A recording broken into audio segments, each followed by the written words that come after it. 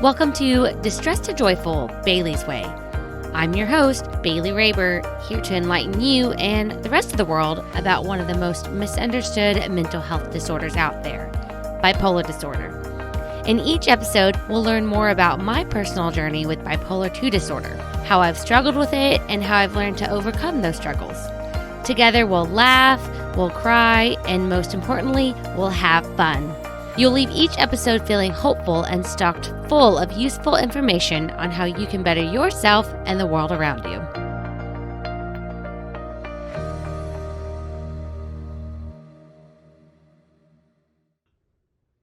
Hello, friends. I am so happy to tell you guys that my voice is finally almost all the way back. It's a little scratchy today. I have been dealing with some nasty summer allergies, especially because we were in Ohio recently, and the allergies up there were horrible. A lot of that had to do actually with the fires going on in Canada right now, which do not ask me about because I literally know nothing. So a couple announcements before we move into today's episode.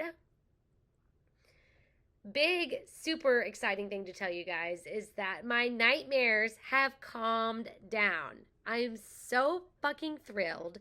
So if you've tuned into season 3, episode 9, the title being Nightmares and Trauma, then you know all about my recent and long-lasting struggle with experiencing nightmares on a daily fucking basis.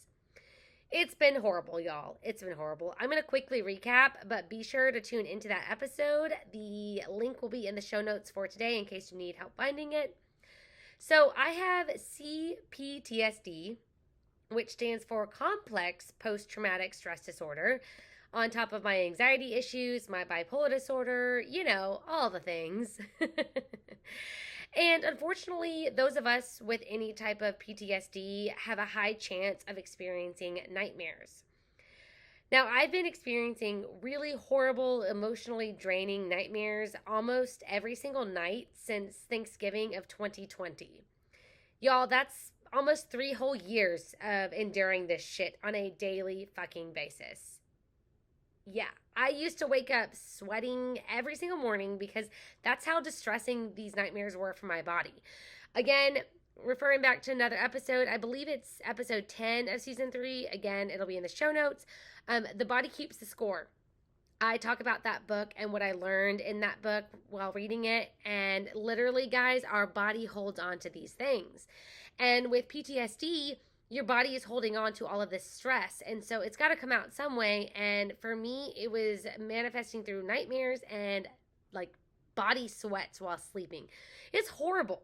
It was horrible. I mean, Monish, my fiance, is a heater. He emits so much fucking heat in his sleep. So you add that on top of the sweat I'm doing from these nightmares. Oh my God, it was just a mess. It was such a mess.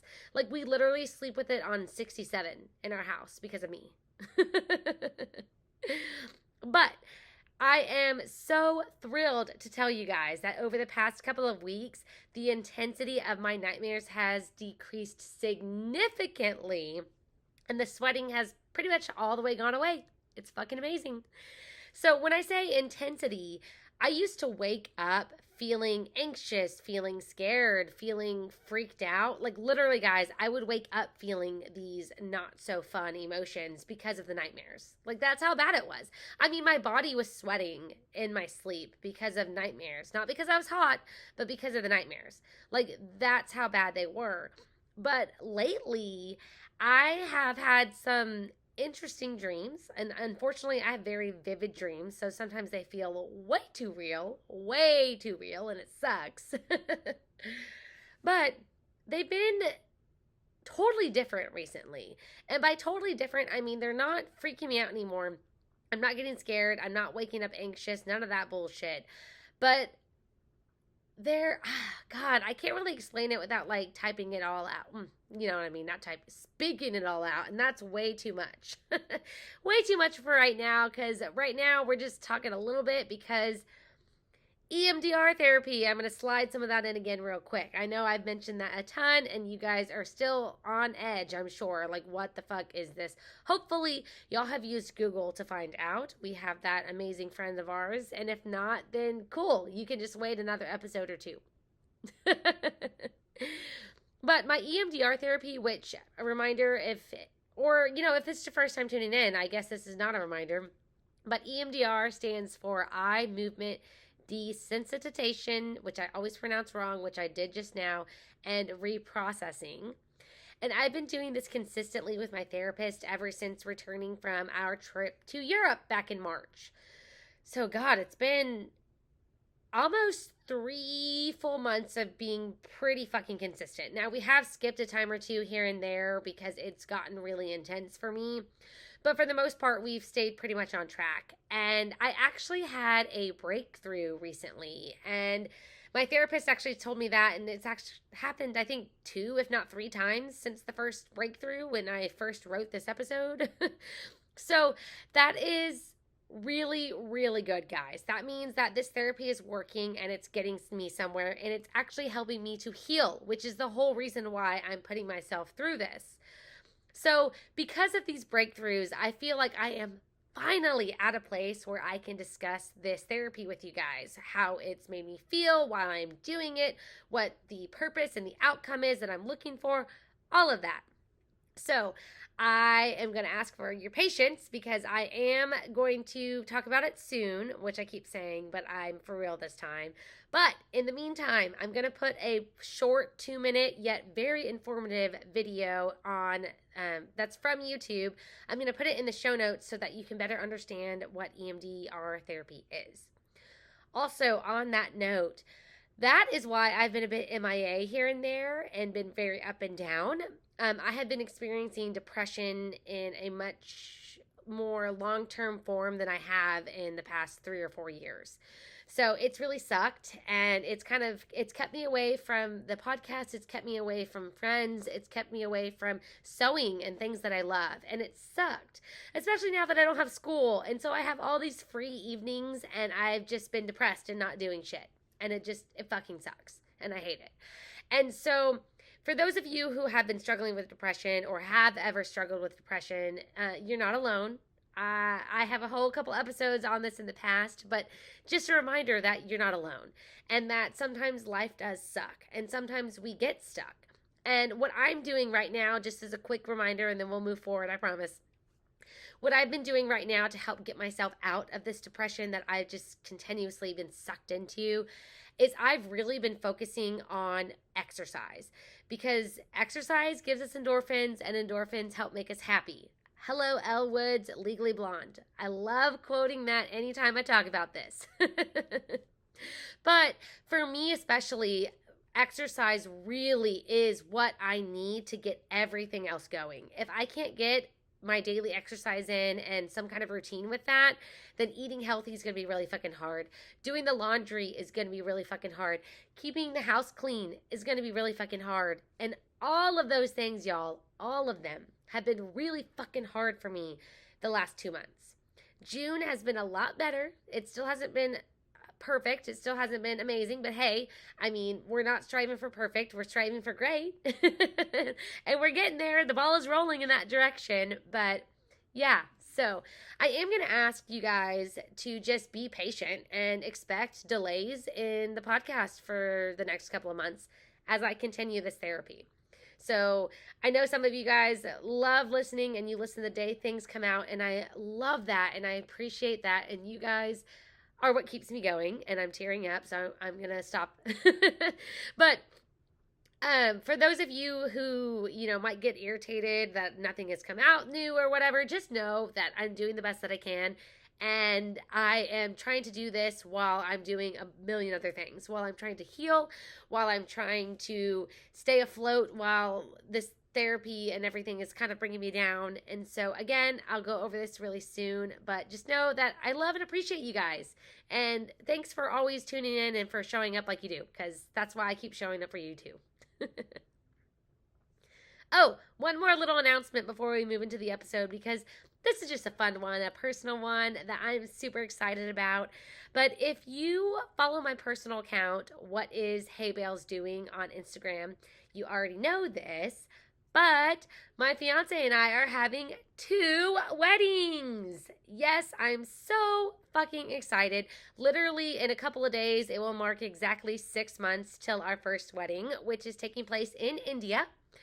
For those of you guys who have been tuning in regularly, you already know this, but my fiance was born and raised in India. His immediate family still lives there. A lot of his other relatives still live there. And I'm really, really excited to get to experience this with him and with his family and to say our first I do's in India together in the way that he grew up doing things and in his culture and what is special to him and his family. So I'm really, really looking forward to it. It's kind of going to be just me showing up and just going with the flow and going along with whatever. But I will be blogging about it. So any of y'all are interested in that, just be on the lookout. But I'm super excited. And I hope you guys are excited for us too. And then we're going to have another wedding here in the U.S., which we're calling our American wedding, sometime in 2025, which we haven't started planning, but I am just really looking forward to all of these celebrations because you guys should know by now, I fucking love to celebrate. And you don't always need a reason to celebrate, but I'm just so excited that I have 2 weddings and 2 big things to get. Well, one big thing that we're celebrating twice, which is just really, really awesome and really special and really fun for me and also for my fiance. He's excited too. So, yeah, lots of fun stuff. But let's go ahead and move into today's episode. But before we begin, let me start by saying that I know this is not the episode that I promised you. I totally get that. And there are 2 reasons for this shift. So the first one is, like I mentioned, I had a rough April and May. Well, my fiance also had a rough April and May. It just kind of went hand in hand together. And we had a lot of things going on because of me, unfortunately. And it was a rough month for both of us. And because of that, I don't think it is the right time to discuss how to be a supportive partner when bipolar disorder is in the mix, which was supposed to be this episode this time around. While things are so much better between me and Monish, I just really think that he and I need to work on a couple more things before I can get this out to you guys.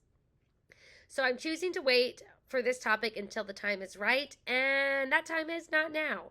So I appreciate you guys understanding, and I hope that y'all are respectful of my decision, because the last thing I want to do is talk about doing something or like talk about all of the, I don't know, the ways that we resolve our issues when we're still working on resolving some of them. I hope that makes sense. Example, who I do not want to be.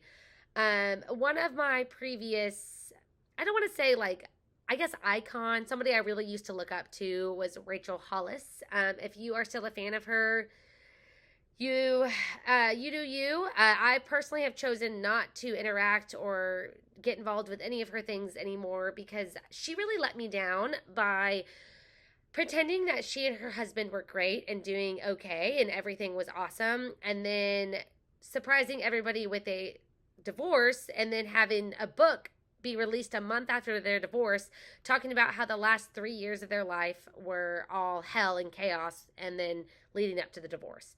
Yet everybody on social media and out in the world saw them as this perfect happy couple who was fucking, guys, they were leading marriage seminars while they were heading towards divorce.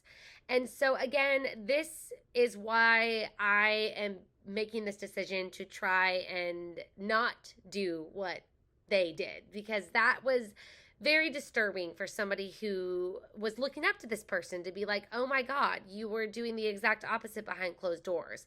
And I never, ever want to be that person. I like being vulnerable, even though it's hard. I like being my authentic self. And so that's why I'm just putting that out there, because I never want you guys to ever look at me the way that I looked at her. It really sucked. It crushed my soul.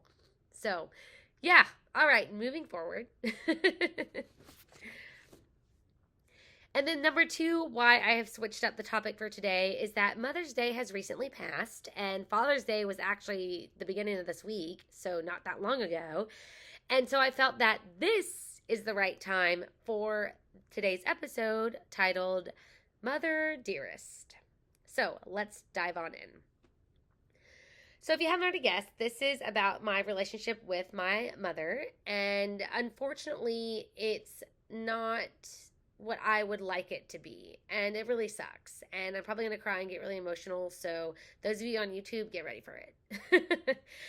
Yeah, but, growing up, I always adored my mom, like most of us do, and I looked up to her, and I did whatever I could to try to please her, and I became an overachiever because I thought that that would earn my love, earn love from her to me, and all of those things, and unfortunately, that's not how it was. It was naivety, it was me being a child and not understanding and seeing things through a child's eyes, being, again, naive and not seeing them through the lens of an adult and somebody who understands what, supportive, positive behavior is versus what is not.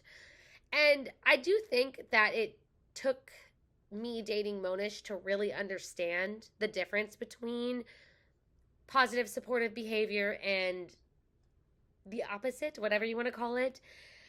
But it came to a point in my life when I realized that, the way my mom was behaving towards me was not what I needed. And I don't want to get too much into detail with all of this, but the majority of this really started in high school. She and I started kind of not getting along. Yeah, I'm just going to kind of leave it at that. I don't want to, like I said, get too deep into it just because these are things that I'm still working on healing in therapy. And also, I want the best for my mom, even though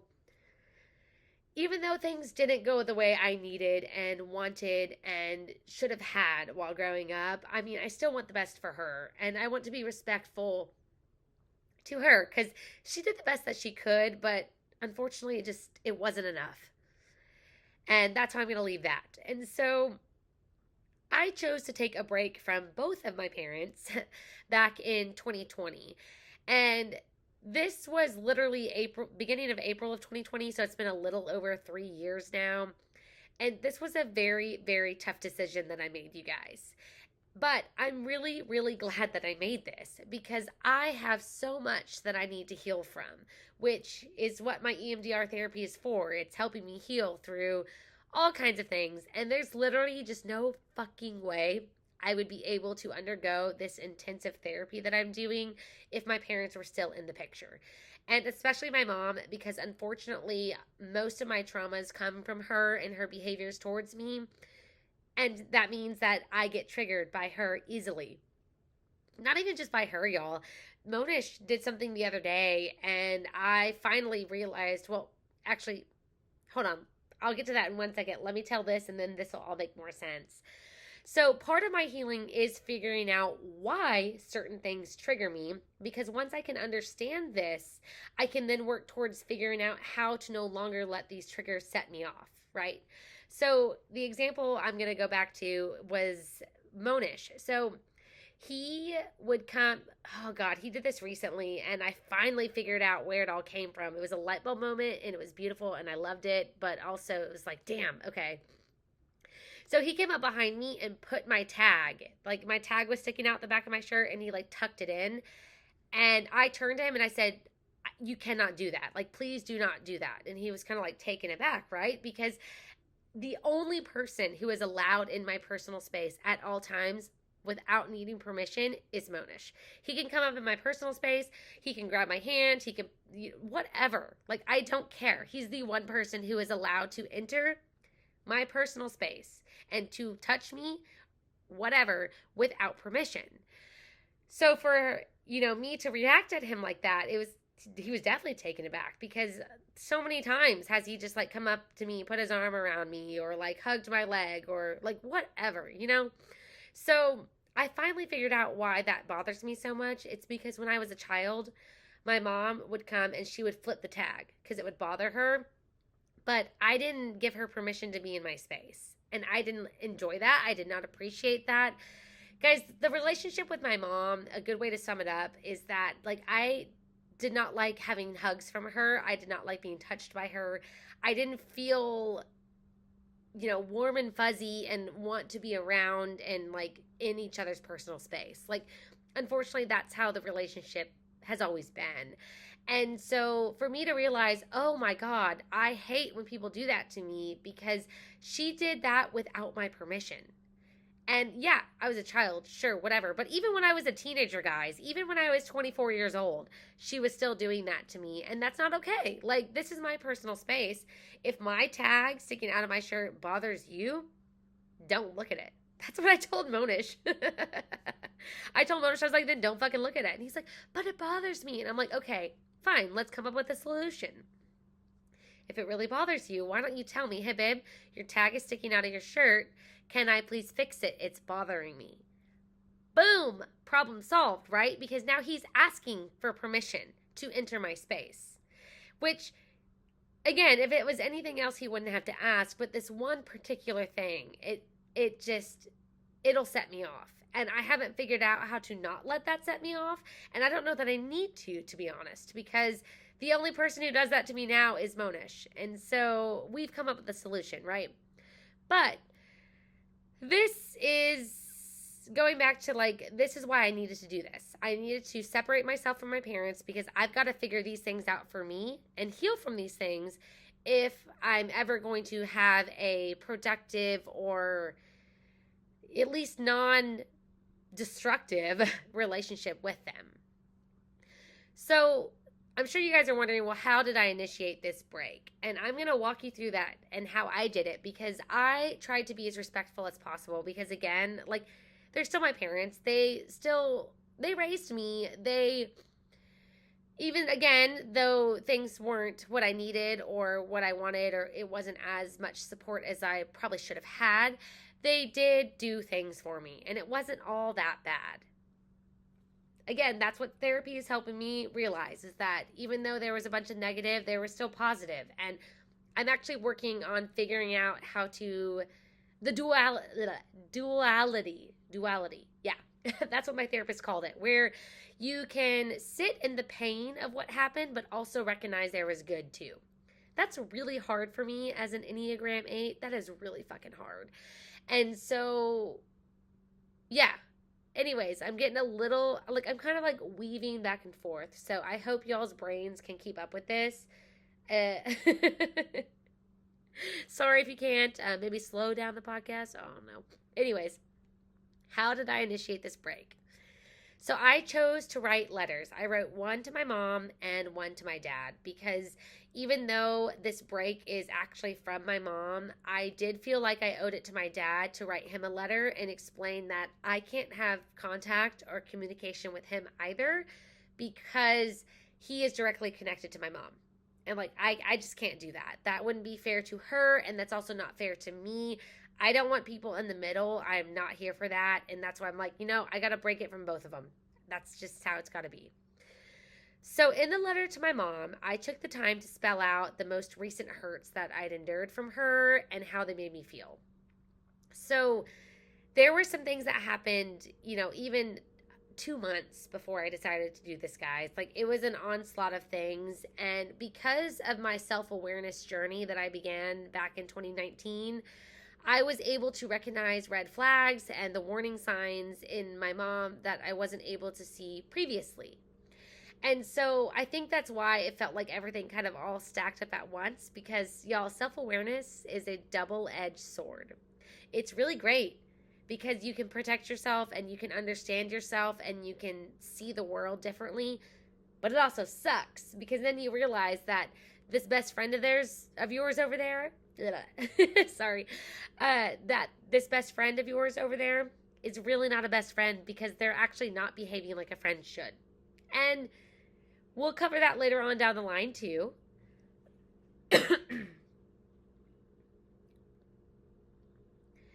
But so I started with spelling out these hurts. And I also was very, very clear, you guys, which I think is super important when setting a boundary like this. And this break was a boundary. Surprise, surprise. But I even wrote in this letter, which, disclosure, I still have copies of these letters because I am ridiculous like that and super organized. And yeah, so that's how I know what I'm about to quote to you is exactly what I said. Don't judge me. So I literally wrote in this letter that I typed out to her, I said that I've been advised to stop fighting for your love because you clearly don't want to give it to me, and it's taking a huge toll on me. It's not worth the pain of constant rejection from you. So you might be able to kind of understand a little bit of what I was going through at that time. But from there, I went on and I explained what I would need from her in order for us to try to rekindle this relationship. And guys, what I need from her, what I wrote in this letter was that I need her to go to therapy and heal from her own traumas and her own past hurts. I needed her to seek whatever help that she needs in order to get there. I need her to figure out what truly makes her happy and what brings her joy in this world and what gets her waking up every single day. And most importantly, I need her to do whatever it is that she needs to do to become healthy. And when I mean healthy, guys, I mean mind, body, soul. All of those things, which is what I have been striving towards and working on and doing a pretty good job of, if I do say so myself, patting myself on the back. You can see on YouTube. But yeah, I mean, you know, even though I cannot allow her into my life right now, guys, like I said, I do still want what's best for her, just like I want what's best for you. And all of those things, I truly think would make a positive difference in her life. And they could make a positive difference in your life too, haha. But I need for her to do these things for herself, because if she doesn't take care of herself, I'm not going to be able to have a relationship with her. That's just kind of how I've looked at it, unfortunately, because I have removed a shit ton of toxic people from my life. And it sucks because some of these people are people that I still care about and that I still love them as a person, but their behaviors are something that I can't subject myself to, and so I've got to take a step back. And so lastly, guys, I was very, very, very clear with my boundaries in this letter. I had, thankfully recently moved, and so when I mailed this letter, there was no return address, so that way she couldn't find my address or anything like that. I let her know in the letter that I had already blocked her phone number and her email address. And actually, I had blocked my dad's too, and the house phone and his number and all of that. And I let her know that I am not allowing her to contact me for 5 years. So it's been 3 now, y'all. So there's like another 2 left to see how I want to do things and where I'm going from. But I let her know a minimum of 5 years is what I'm going to need to heal myself and see if maybe after that we can rekindle something. But again, I need to figure me out and heal me before I decide if Pandora's box is something that I can open up. And right now, that box needs to stay shut. I can't really do anything with that until I finish what I've got going on. But I also gave her a little bit of an out, quote unquote. So I let her know in this letter that if anything major is to happen, any kind of emergency, all of that, exasperated, whatever stuff, and it needs to be communicated to me, then to just let my sister or my brother know and they can tell me. And we're going to just play telephone like that because yeah, that's where I was. And, I do want to say that I am very, very proud of my mom because she's been very, very respectful of this. Something happened with my grandpa. He actually passed away last summer. It's been almost a year now. And when that occurred, my sister texted me and told me about it, which was really great because, she let me know like, hey, I've talked to mom and, granddad's not doing well. And then a couple months later when he passed, it was the same thing. But I'm very, very proud of my mom because she could have, I hope I'm not giving any ideas out here, but she could have gone and bought a new phone with a new cell phone number and tried to reach me. Like, she could have done whatever. And so I do appreciate her being respectful of my boundaries. That has not always happened in the past, and so I am proud of her for that, and I'm appreciative. So, throwing that out there. So, moving on to the next portion of this episode is what those of us who struggle with broken relationships with our parents would appreciate. And okay, I'm actually speaking explicitly about me and for myself, but I would not be surprised to hear if others agree with what I'm about to say. So, first of all, if you ask me about my family and I tell you that I don't have a relationship with my parents, it is very insensitive of you to say things such as, well, I can't imagine not having a relationship with my kid. You should give them another chance. Or, well, they still love you. Why don't you just try to patch things up? Or, I'm sure they meant well. Maybe you just understood. Guys, here's the thing. I am meeting more and more people my age, millennials, 90s babies, hello, shout out to you, love you guys, that are doing what I'm doing and taking a break from their parents, because my generation is the generation that is stopping the patterns. We are no longer wanting to do the same things that our parents did and that were done to them and, down the line, because generational trauma is a thing, you guys. And until our age of the internet, which is the age that my whole generation grew up in, mental health wasn't talked about. It wasn't aware. There was no spreading of it. No, none of that. I really do think the internet has played a really good role in helping to create more awareness about mental health and just all the things involved with that.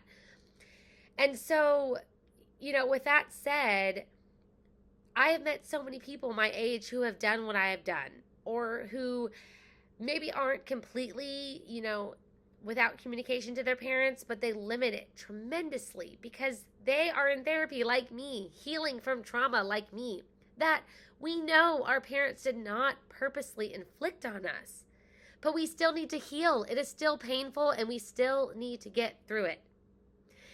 And so, I have heard other people when they tell me about, not having a relationship with their parents. First of all, it is very validating to know, okay, I'm not the only one. Like, it just feels good to know that I'm not the only person struggling like this.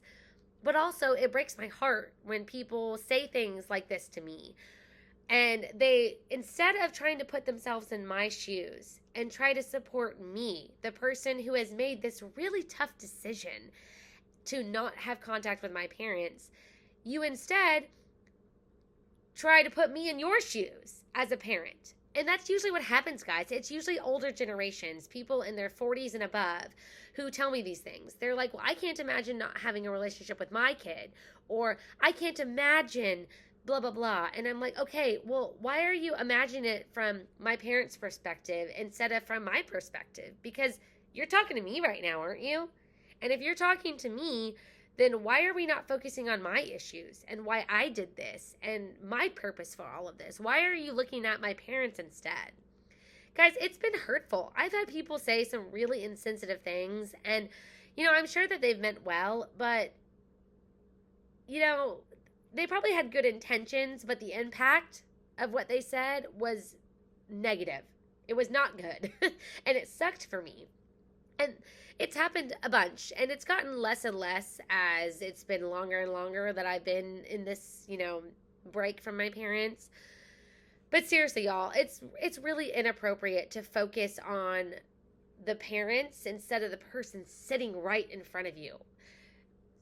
So, guys, what I recommend, because this is what I would want. That's why I'm recommending this, because this is what I would want and actually what I need from people who I have a conversation with who look at me and say, oh, you don't have a relationship with your parents. And I usually give a little gist. I don't go into full details like I didn't with you just now. I'm consistent with that at least.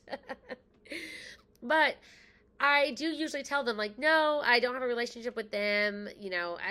It personal reasons. It was rocky. I had to do what was best for me, blah, blah, blah. And what I would love for someone to sit down with me and to say is to be like, I would love to hear more about why. Or,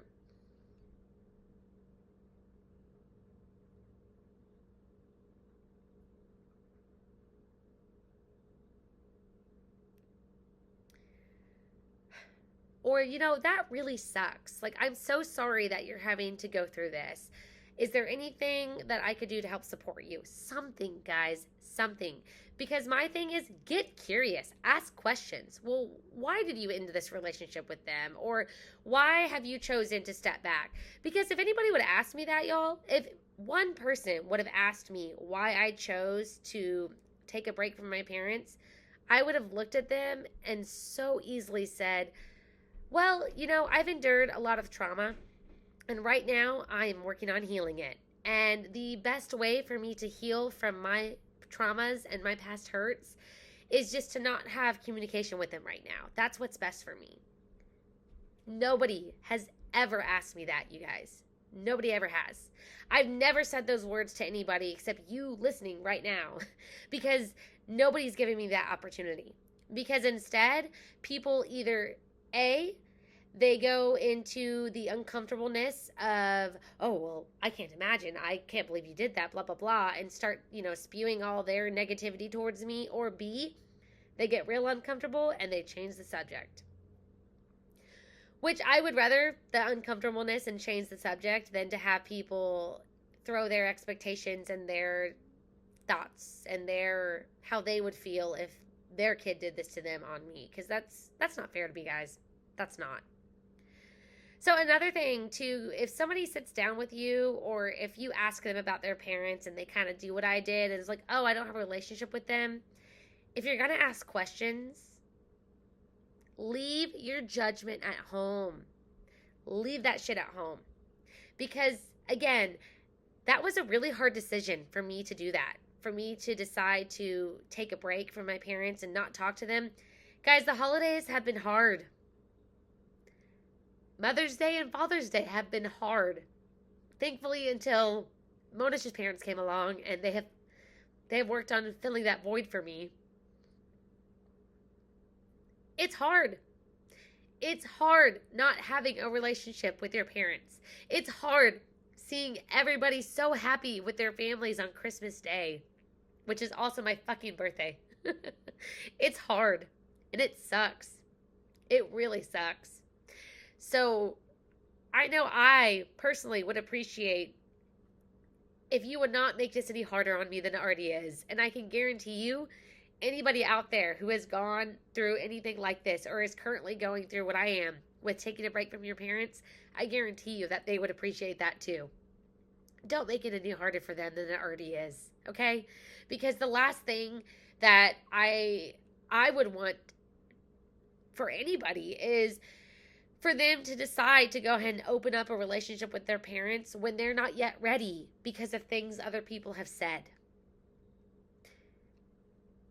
Seriously, I'm really fucking strong, and that's why I've been 3 years without doing that.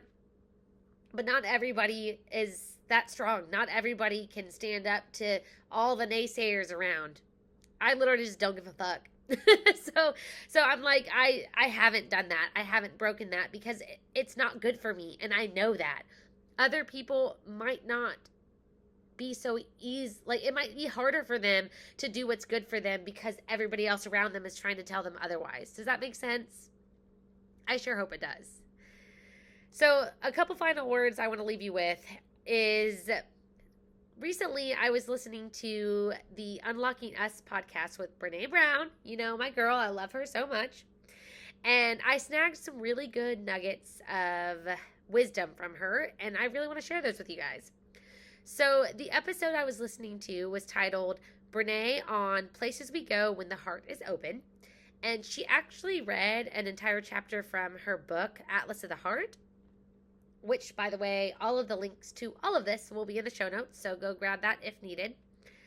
But this is what I took from the episode. So Brene said that it's rare to heal betrayal because it requires significant vulnerability and courage to hear the pain we've caused to others without becoming defensive. Well, shit, do I know that's the truth if I have ever heard it. I heard that and I was like, fuck, she's so right. And unfortunately, she's right to me too, because I have also struggled with becoming defensive when Monish has told me how something I've done has hurt him. I'm guilty too, guys. I'm guilty as charged. We all probably are. No, we all fucking are. We're humans. We all make mistakes. And she goes on to say that the only way to heal betrayal is via accountability, amends, and action.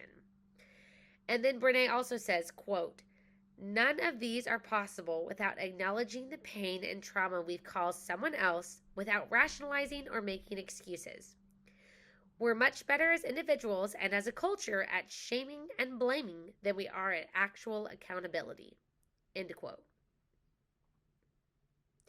Guys, while I'm at a place in my journey where I no longer blame my parents for the pain that they caused me, I still have not healed enough to be able to move forward. And guys, I'm honestly not sure, that I'm going to be, quote, fully healed anytime soon. And so with that said, I ask that you really, truly, please think before you speak if or when somebody you know tells you that they aren't communicating with their parents, guys. Because as we all should know by now, that a little kindness goes a long way. And people like me are often just searching for that kindness and that love that we need, yet never received.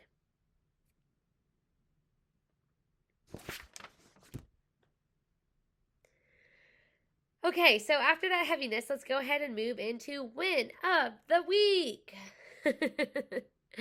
So guys, as a reminder, this segment was created for you. It's a way for us to spread positivity together and, to kind of lighten things up after a heavy episode like this one kind of was. So I would love it if you guys would write in and tell me some good things that have happened in your life, whether it be you have received the job of your dream or that you have finally gained enough energy to shower for the first time in 3 days. Seriously, no win is too small, and we celebrate all things equally here on Distressed to Joyful Bailey's Way. So this is also your opportunity for a shout out on the show, because I know some of y'all love getting shout outs and I love giving them, as y'all should know by now. But today I am going to go ahead and share a win because I recently received a serger for free. Oh my God, y'all. So if you know nothing about sewing, you're just going to have to endure like 2 minutes of my excitement right now. Sorry, not sorry. A serger is a tool that basically if you look at the sleeve of your t-shirt, if you're wearing a t-shirt right now, you'll see all these like little zigzag stitches on the inside of the sleeve where the hem is. I hope that makes some kind of sense. But all those little zigzag stitches are made by a serger, and it keeps the t-shirt from fraying. Like literally that's the whole point, is to keep fabric from fraying. And guys, I am just so overwhelmed with just joy and love and all the things. I'm going to cry again because Doreen, who is a member of Camp Gladiator, who I don't work out with her as much as I do her husband, Ed. Ed is really Ed is such a great guy, and he's outgoing like me. He talks a lot like me, and I love it. His wife's more introverted like Monish, and so she actually owns a bakery thing. She does at-home bakery.